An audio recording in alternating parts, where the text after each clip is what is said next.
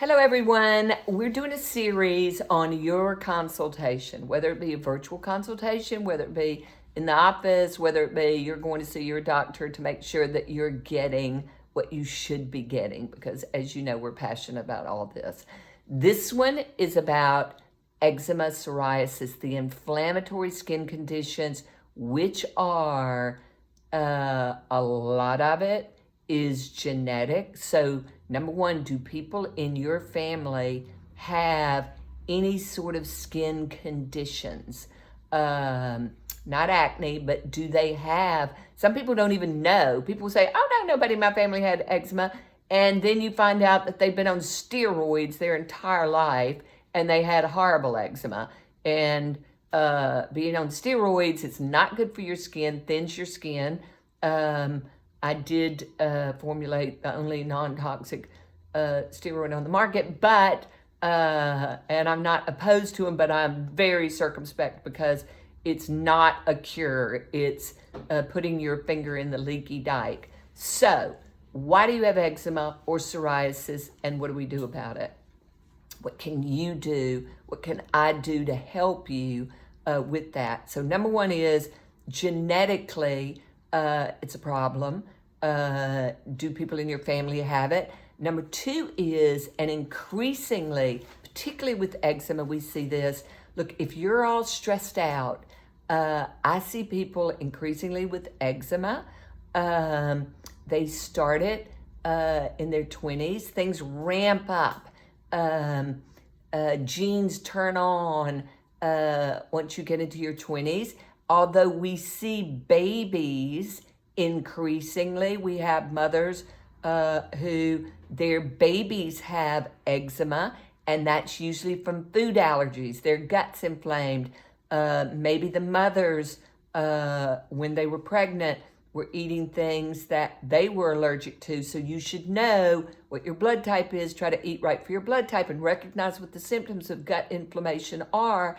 And just know that if you're breastfeeding and you're eating things that aren't necessarily right for you, or if your baby's blood type is different, sometimes that's the cause of the eczema in babies. So what do I do? Step one, what do I do when mothers have babies with eczema? I put my serum on there. That is incredibly anti-inflammatory. I put it on shingles.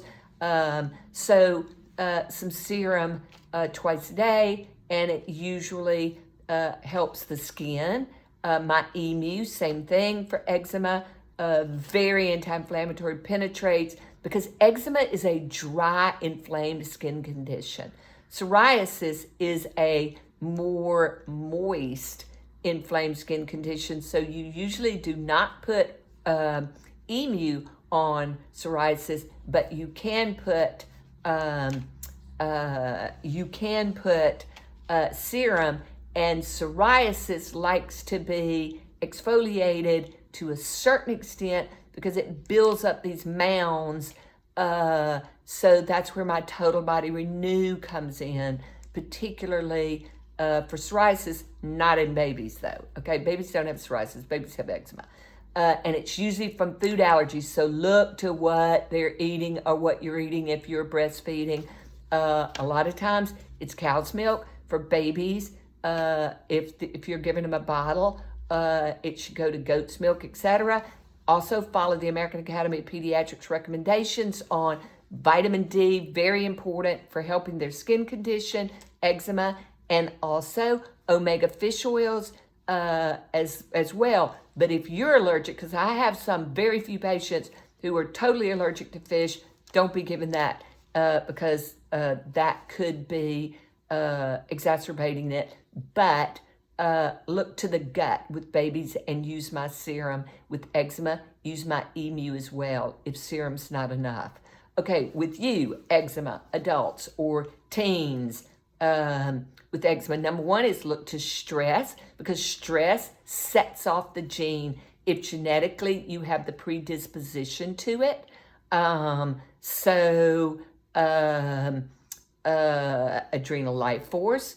I use it in most every age from teens up because everybody's so stressed out and full of fear nowadays. And so adrenal life force, people really need it. very important. Omegas help with eczema. Anything that moistens you, drinking water, eating olive oil, omega-3 fish oil, at least one a day, vitamin D, all those things help. Depending on your age, depends on the dose of vitamin D, but pretty much all of my patients are on 5,000 a day. But again, you need to have your blood levels done of vitamin D. That's something that's easy enough to do. But so eczema, the other thing, so stress number one, genetics number one, stress number two, number three is increasingly people have what's called multiple chemical sensitivities nowadays. And what we drill down on with eczema is, do they have a hypersensitive smell? Have you been exposed to mold? Do you have food allergies? Because that's a huge thing that sets it off. Do you have a sensitive gut where you get gas, bloating, constipation, diarrhea? I often have those people who are doing my glutamine because it helps coat the gut, Galt fortifier, which helps heal the gut cells, because a lot of times some people get rosacea when their gut's inflamed. Some people get acne when their gut's inflamed. Some people get their eczema set off because they have it genetically. If you've got multiple chemical sensitivities, what do you do for that? Again, vitamin D, omegas, antioxidants, the more the better. Glutathione, camu, the only natural form of vitamin C, a high dose. It's 3,000 to 4,000 milligrams in a tiny little spoonful. You take that every day because antioxidants help put out the fire. What do you put on the surface? My emu. Emu is spectacular for eczema. And then can you add other things into that? Ultimately, yes. It depends on how bad your eczema is. But eczema, there's also a test online that's called Queasy and Breezy. And that test helps to tell if you've got multiple chemical sensitivities, but you need to be putting my emu and my serum on your eczema because it really does help put out the fire. So I hope that helps. It's an increasing entity. We see more and more of it. Psoriasis, always genetic. With psoriasis, you want to exfoliate, total body renew. Serum absolutely helps. And then you really do need to have a consultation to see. A lot of times you have to go to more, but internally you're always taking all the antioxidants because they help put out the gene.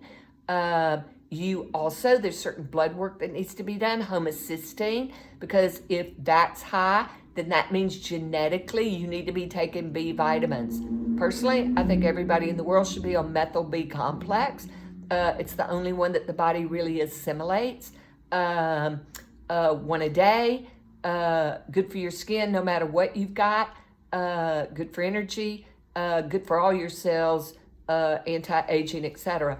But so for psoriasis, much more genetic. Sometimes we have to do things much more pharmaceutically with that, but certainly my serum and the things that I've told you internally make a huge intervention, because what we're trying to do is cure it as much as possible. But if it's a genetic thing, we have a whole series of medical things that we have to add in addition. But everything we're doing internally, eating, exercising, adrenal life force, glutathione, camu, and even more antioxidants, all those things are helping to mitigate it and moderate it and stop it as much as possible.